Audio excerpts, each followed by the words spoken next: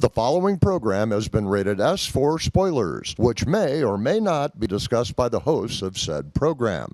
Common sense is suggested. You silly person.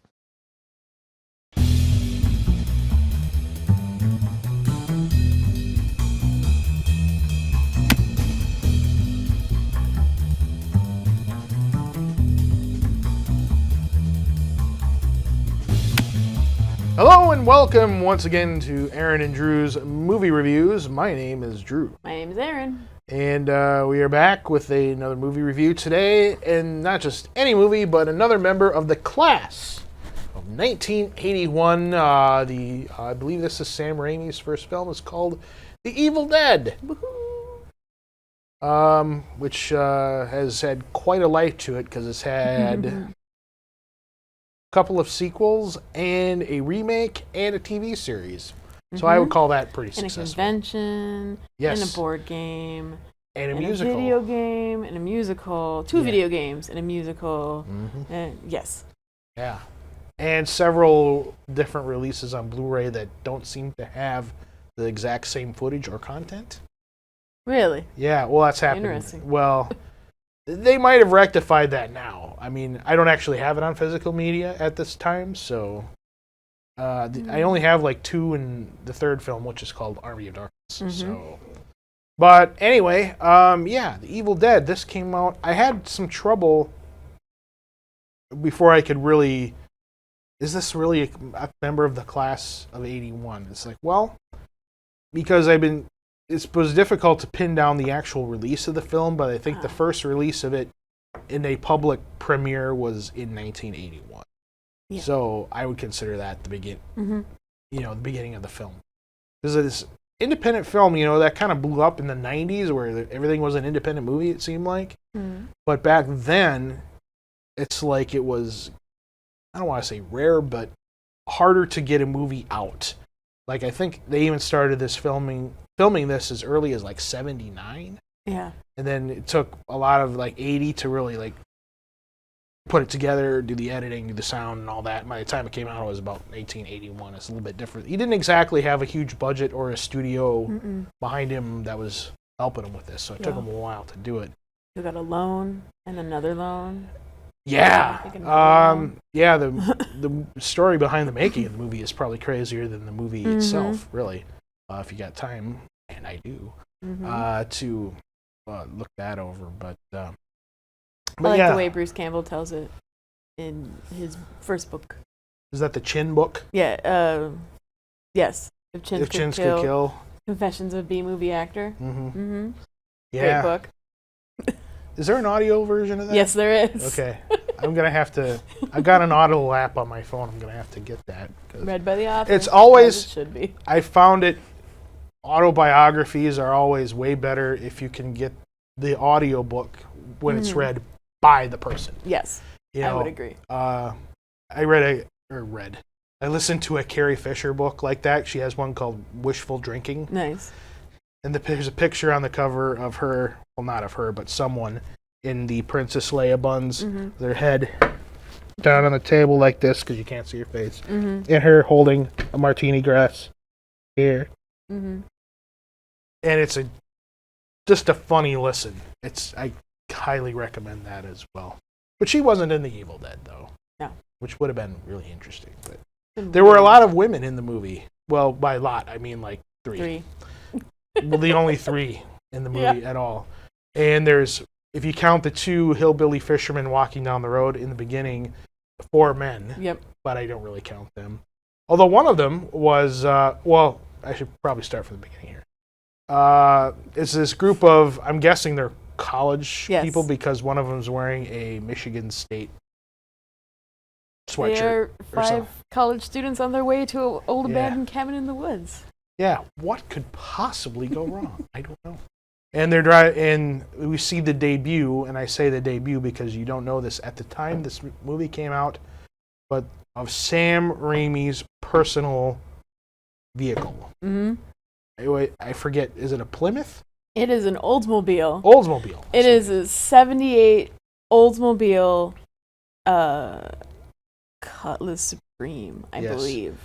And that is one of the, Dow later in his career would become a director trademark where that car ends up in the movie. Just about every in movie. The movie. Yep. Which means it would be in Evil Dead 2, mm-hmm. Army of Darkness, Quick and the Dead, I want to say. I know that it is in that movie, but because of the setting of that movie, I don't remember why it is in that movie or how exactly it is in that movie. No way, he couldn't have put it in Quick and the Dead, could he? Right. But I feel like I read somewhere that it was somehow in that movie, but I don't remember why. Because he likes to do that. Yeah. And it was in, I think, all the Spider-Man movies he did. It was Uncle Ben's car. It was Uncle Ben's car. Mm-hmm. And what about he made a Wizard of Oz movie called Oz the Great and Powerful with James Franco. Did it make it into that? Because that was a Disney film, if I'm not mistaken. Maybe not. Because that also took place in like the 30s.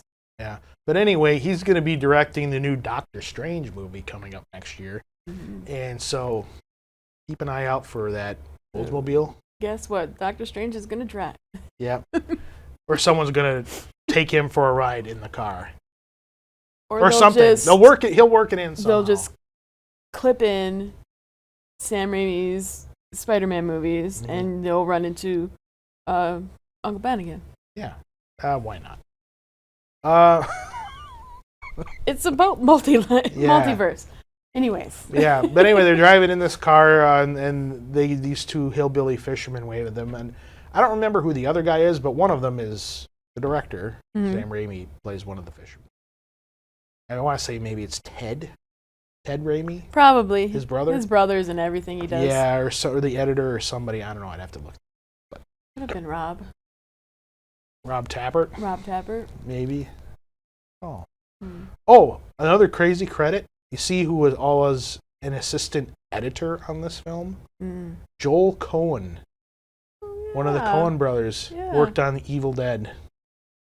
That's just weird to think about. Somebody who worked on Fargo worked on The Evil Dead. Well, everybody's friends. Yeah. Especially this area. Mm-hmm. So... My favorite crazy credits is that all the extras are called Shemps. That's a thing Sam Raimi does in all of his movies as well. Yeah, because he's a big Three Stooges fan. Mm-hmm. Yeah. Yeah, I don't know. Shemp's okay. I think, there's Shemp people, there's Curly people. Nobody likes Joe Besser, though. I can't really say I'm a Joe Besser fan. That's kind of where I jumped off the Three Stooges boat. Anyway, The Evil Dead. Evil Dead. Yeah.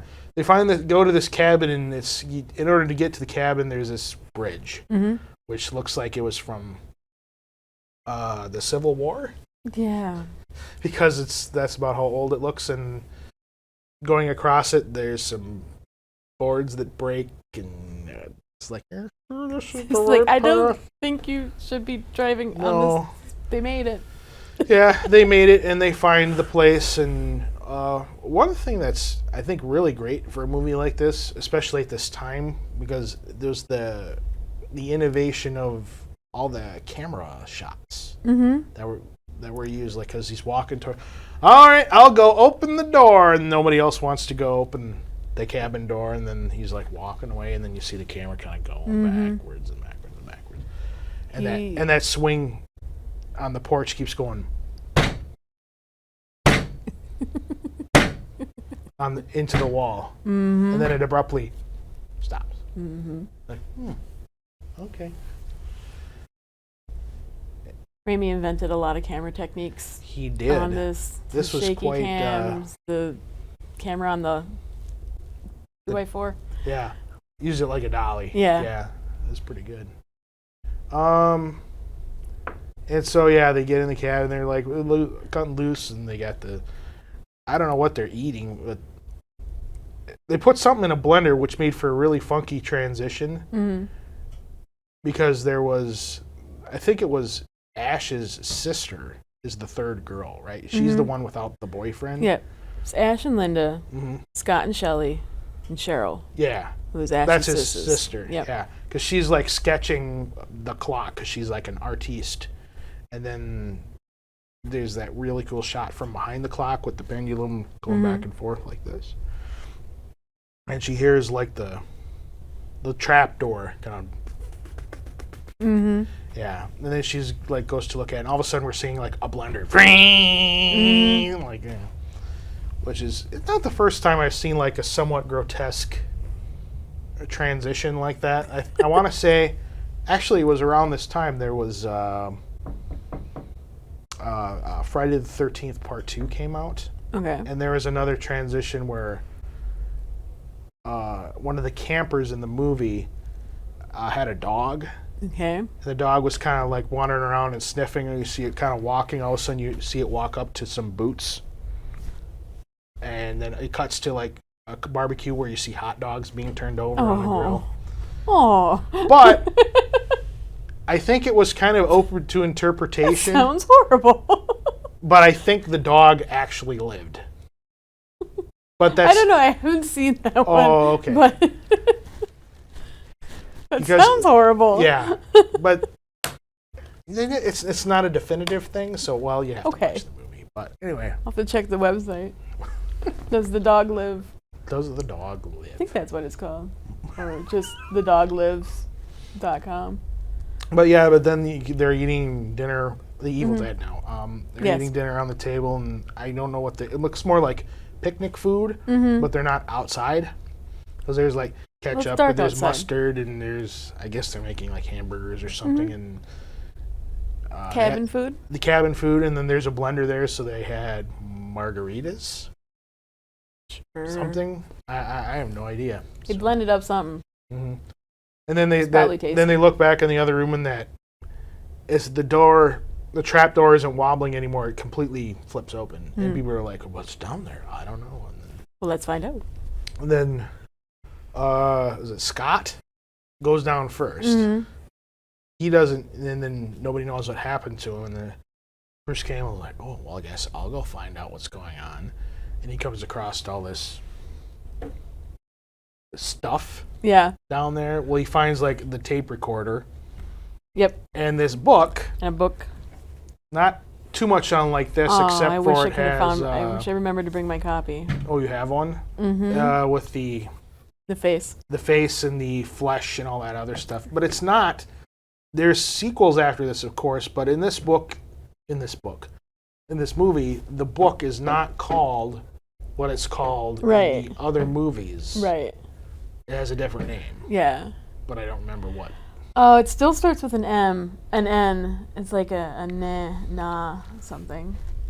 But it's not the Necronomicon. Something. In the sequels, they call it the Necronomicon. Yeah. So Necronomicon. They find that, and then there's like ammunition and rifles and a film projector and all this other stuff. And eventually, his buddy pops out. Ha! Oh, I scared you. Jump scares. Which is probably the least scary thing in the movie, but yeah. And then they're all kind of cutting loose again. You're like, let's go. Can I say how young Bruce Campbell looks? This is the least Bruce Campbell has ever looked. Yeah, well, it's the first thing he was ever really in. Yeah, I think. I don't think he was in it. No other movies. I don't think. I want to say he did one very small role in something prior to this, but I believe that was also filmed after this. So okay, we're gonna do a live on camera Siri question here. How old is Bruce Campbell? Bruce Campbell is 63 years old. He's 63 years old. You hear I don't that? know why you needed to Siri that. I could have told you that. Well, I'm sorry. So that means he was 23 when he made this film. So, yeah, like just out of college, in college. Yeah, very young Bruce Campbell. And everybody's, and then him and his girlfriend, what's his girlfriend's name? Linda. I should know that. Gives her, he's like, you have like that rare pseudo romantic sensitive moment where he brings. I thought it was going to be like a wedding ring, but he gives her like this weird necklace. Mm-hmm. Yeah, and then you got Scott and the other. Scott and Cheryl. No, not Cheryl. Shelley. The other S name. Yeah, they're doing whatevers. And They're then doing what teenagers do in a cabin in the woods. Yeah, they drink Mountain Dew. Mm-hmm. That's what they do. Mm-hmm. Crazy kids. And then there's, of course, the sister. Cheryl, who goes a little crazy. Yeah. Is this the only time that anyone in the movie series calls him Ashley instead of just Ash? Yeah. Because she was outside. She's the only one that calls him Ashley. Yeah, she had gone outside because she thinks she recognizes something that was under the trapdoor. Mm-hmm. And she's like, "Oh, I don't be afraid, blah blah blah." And she wanders off in the woods and has, how would you describe it? A tree has its way with her. Yeah, so to speak. Yeah. Mm-hmm. Mm-hmm. And then she gets possessed. And then later possessed. But yeah, because she's really trying to get back in the house. Like the door's locked. Ashley, open the door. Blah blah. Mm-hmm. Even though there's a shot that clearly has like the key on top of the door. Oh, it takes her a few seconds to find it. She's panicked. Yeah, well, she is panicked. Things have just happened. Things happen. Yeah. She's very panicked right now. So he's like, "There's something out there." Blah blah blah. And of course, nobody believes her. No. He's like, "Take me to town." Well, that doesn't really work because they go back in that crappy bridge they drove over. It's gone. Yeah. It's just gone. Yeah. The Civil War couldn't destroy it, but But an Oldsmobile could. But an Oldsmobile could. Imagine that. So, yeah. And then they go back and that tape recorder in the book they dug up, they play it.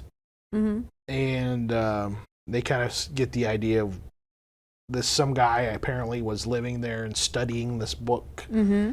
And he was reciting things, and when they play the tape, it kind of stirs up the demons or whatever the book was going to do and all that. The Deadites. The Deadites. Yeah, although they're not called that in this. Yeah. I don't think they ever really call them that in the franchise. It's just the term that they came up with that they call them outside in of it? Army of Darkness, I think they call them Deadites. Yeah. Okay. Or someone does. Like the old guy who played Elaine's boss on Seinfeld, who's the wizard. Like, oh, yeah. Like, this one was the prophesized that would save us from the Deadites or whatever. Yes. That guy, yeah. I forget the actor's name, but yeah, so and then all of a sudden she gets possessed because, well, she was the most vulnerable. I guess, yeah, they chose her first, and she was the only one that didn't have a boyfriend there. Who knows? Yeah, maybe that has something to do with it. So they eventually get it, so they throw her under the trapdoor. Mm-hmm. She has a thing for trapdoors, I guess. And then she starts, and these are like, this predates like Freddy Krueger in horror films, where he was kind of had a personality to him and kind of a dark sense of humor, whereas like the Deadites kind of had that before, where they were like, you can't get me. They're trying to get inside Ash's head or the other people's head. Join us, Ash. Yeah, join us. Join us. Yeah, and then eventually it gets his girlfriend. Stabs in the ankle with a pencil. Yeah, she gets stabbed. That's what gets her. Yeah, and then the other girl gets it too. Oh, my ankle. And then you get those really crazy camera angles of the camera looking in through the windows and going up and over the thing. And yeah, it's pretty crazy. And the other guy's like, Ash, I don't know what to do, blah, blah, blah. And then he gets in, everybody but him basically gets possessed in some way, shape, or form. And another thing, well, not a director trademark, but a character trademark for Ash is the chainsaw. Mm-hmm. But you only see it in like one scene in the whole movie, because otherwise he's using like axes and those kind of things. So I wonder what it was that made Sam Raimi want to have Ash use the chainsaw more later on, because that really did become a thing. Yeah. Mm-hmm. I couldn't tell you. Yeah, it's just I don't know. One of those mysteries we just don't know about. Convenience. Maybe just the fact that it would just be very iconic to have. But that gets really exploited in Evil Dead 2. Yeah. Big time. Then that carries over into Army of Darkness. Yeah. And into a very fine TV show, Ash vs. Evil Dead, which was made by, I think, the Stars Network. Mm-hmm. Yeah, that's very good. That series is very good. I like that series a lot because I didn't ever expect to see anything Evil Dead ever again. Yeah, and then suddenly. And I was quite surprised by that show. Okay, did I miss anything? Something I didn't cover? I don't think so. No? Most everything I remember about The Evil Dead was actually in The Evil Dead 2, so much so that I just think they're one movie, which they kind of are. That's maybe something we should touch on a little bit because Sam Raimi what do you remember from The Evil Dead? Ash cuts off his hand because it gets possessed, and then he replaces it with a chainsaw. Mm-hmm. No, that happens in the second one. Yep. Okay. And that didn't. But when he played that tape back in the first movie, it does mention, because apparently the unnamed researcher was doing an experiment with his wife, and his wife got possessed, and he found the only way was like limb removal or something till that would like release the spirit somehow. Yeah. I don't know, but I'm guessing that's where he got the idea to do it in Evil Dead 2. Right. So, yeah. And then, so Evil Dead 2 is kind of a weird, glossy, kind of, sort of remake of the first film on a bigger budget. It's a remake sequel. Remakeable. Yeah. You just have to watch it yourself. Yeah. Make it. Just watch them all in a row and get confused for the first, 120 minutes, and then you get new stuff. And you're just like, oh, okay. It's kind of like trying to watch the Predator franchise. You have Predator. You have Predator 2. You have Predators. You have Alien versus Predator. You have Alien versus Predator Requiem. And then you have The Predator. And apparently there's another Predator movie. Yeah. Why? I don't know. Nobody I think knows. I would care. See, I liked the first film. I think I would care more if the movies were actually good. Ooh, hot take. Well, I don't think that's really. I think that's just kind of a perceived fan wisdom, is that a lot of these Predator movies aren't good. So yeah. But everybody seems to like the first one, and that's kind of where I would fall in that camp. But the Evil Dead series is better. Yeah. I mean, it's more consistent in quality, if not the storytelling, if that makes any sense. It brought the world Bruce Campbell. And it brought the world Bruce Campbell, so we should all be happy for that. The world is a better place because of it. Mm-hmm. That's right. Okay, anything else? I don't think so. I don't think so. All right, well, I guess it's time to rate this thing. Erin, what grade do you give The Evil Dead? I give The Evil Dead, the first movie, A-, only because it gets better in the sequel. That's fair enough. I think I will also give this an A-, just for its innovative techniques in independent it's iconic horror filmmaking. But it gets better. Yeah. You could do better, which they do. Yeah, I would say so. All right. Anything else? No, I don't think so. You got anything else? All I have is the entire soundtrack of Evil Dead musical running through my head right now. We'll talk about that a little bit, the musical. The Evil Dead musical? Yeah. I haven't seen it, so... It is basically the first two movies mashed up into a musical. They were going to put a little bit of the third in, but it got weird. So they took it out when they released it publicly. But yeah, it's basically just the movie The Evil Dead in musical form. There's songs like Cabin in the Woods. What is it? Supermarket Girlfriend or something like that. Because Ash and Linda met at the S-Mart. That's right. And yes. there's a whole song about how Shelley is not just someone that Scott found on the street. It's funny. And during productions of this, because it is The Evil Dead, there's a splash zone. So the first 2 rows of the audience, you know you are going to get wet. Okay. So wear a white t-shirt so that it will be red by the time you're done with the show. Interesting. Yep. Is there a fire code for something like that? I don't know.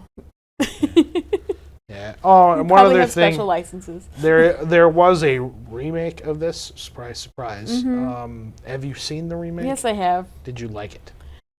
I have mixed feelings about the remake. I like the swap. I thought that was fun, a fun twist, but I hated the fact that there was no Bruce Campbell until the very end.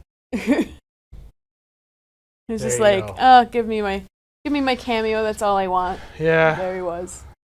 It should be, if it's going to be a cameo, it should be something maybe above something in a Spider-Man movie. Yeah. Yeah, for this series at least. Yeah. So, all right, and to give credit where credit's due, both Sam Raimi and Bruce Campbell were producers on the remake. Yeah. So, okay, well, that is the show. Until next time, I am Drew, I'm Erin. and find a good cabin and stay there, Join us. and don't go outside. We'll see you later.